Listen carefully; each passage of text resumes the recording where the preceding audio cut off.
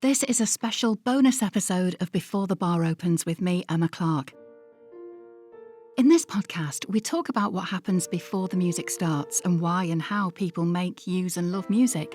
So in this episode, I'll talk you through a piece I've written, why I wrote it, how it'll be used, I hope, and the music I love that I used as inspiration. The piece I'm going to share with you didn't start its life as an actual piece. I wrote a musical sketch just to explore the sound of chamber brass, that's a horn in F, a trumpet in B flat, a trombone and a tuba, coupled with a violin. Musically, that's quite an unusual combo. I wanted to try harmonies, brightness, darkness, power and gentleness, force and sweetness. I'd also never written for brass before, and honestly I was a bit scared of brass because I'm not really familiar with it. I've listened to it, obviously, but I'm not terribly familiar with it. And I was really worried because, obviously, the players have got to breathe. So I knew I had to write in such a way that it would be playable and nobody would die.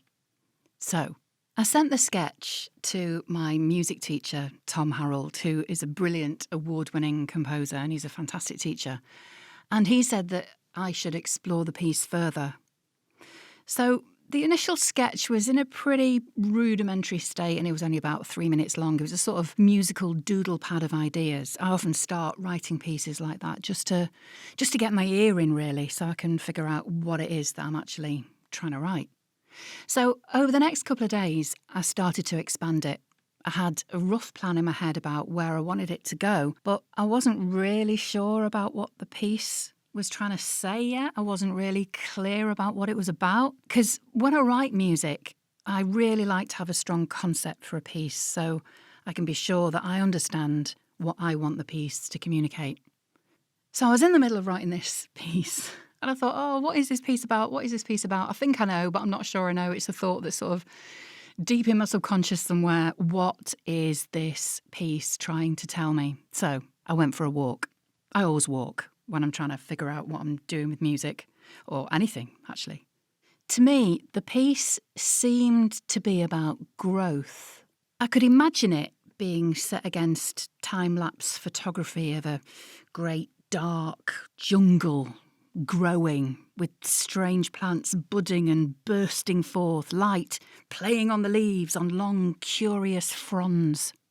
So I got back home, made a brew, went up to my studio to write some more, and just before I got started, as you know, you often procrastinate when you're doing creative stuff, I opened up the Guardian website, as you do, and straight away I saw a story about a rare Amazonian cactus flowering for the very first time in the UK, literally that very moment, which seemed to be kind of serendipity.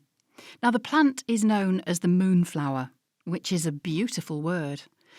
So this is an unusual plant because it rarely blooms, and when it does, it blooms at night.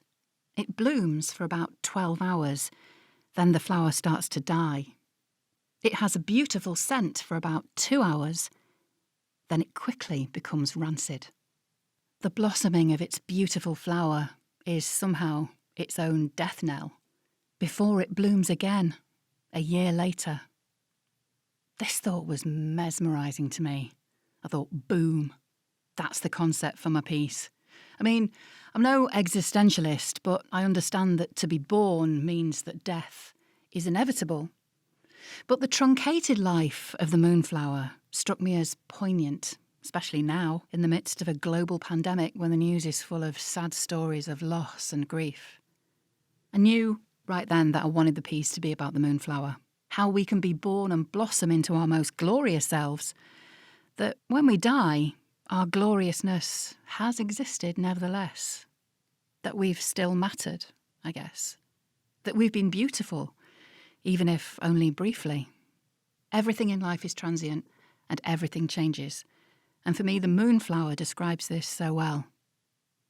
Once I had that straight in my mind, the rest of the piece came easily. In the piece, you can hear the flower beginning to bud, coming into full bloom, then beginning to fade away. There's a part where it sort of remembers moments of its life before it dies. I mean, it sounds miserable, but it's actually quite an optimistic piece, I think.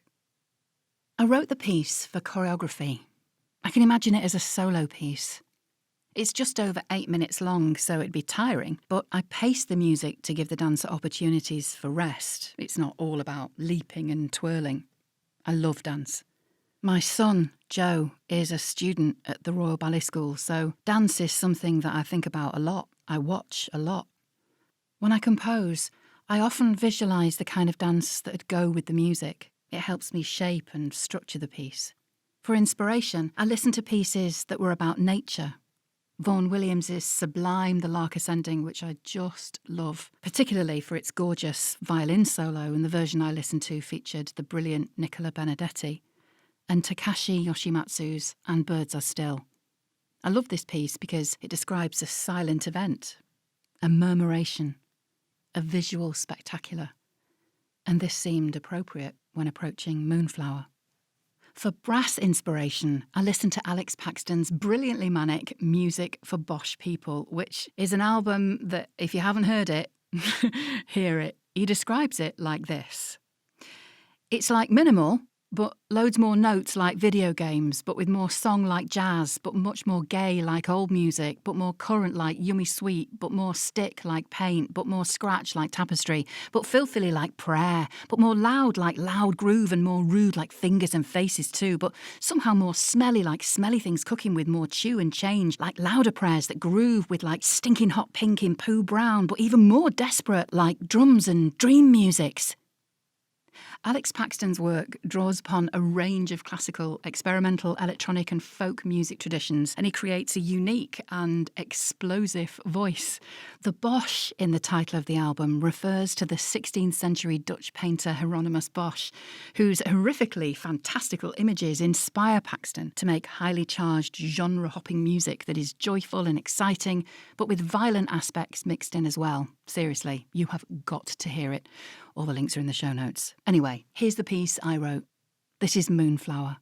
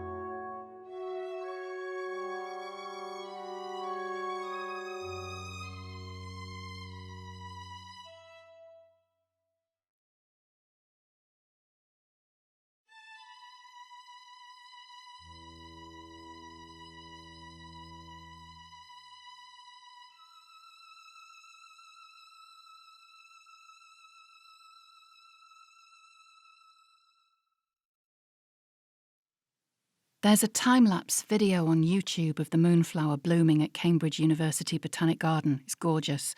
I'll put a link in the show notes for you if you want to see it. Thanks for listening to this bonus episode of Before the Bar Opens. I really hope you liked it. All the show notes for this bonus episode are available in the description, and there's a bunch more stuff at beforethebaropens.com. You can follow me on Twitter, Facebook, Instagram, whatever you like. I'm at Emma B. Clarke, and there's an E on the end of Clarke. Before the Bar Opens is created by me and is produced by Rick Watson. I compose the theme music we use on Before the Bar Opens, and you can hear the full piece on our website, beforethebaropens.com.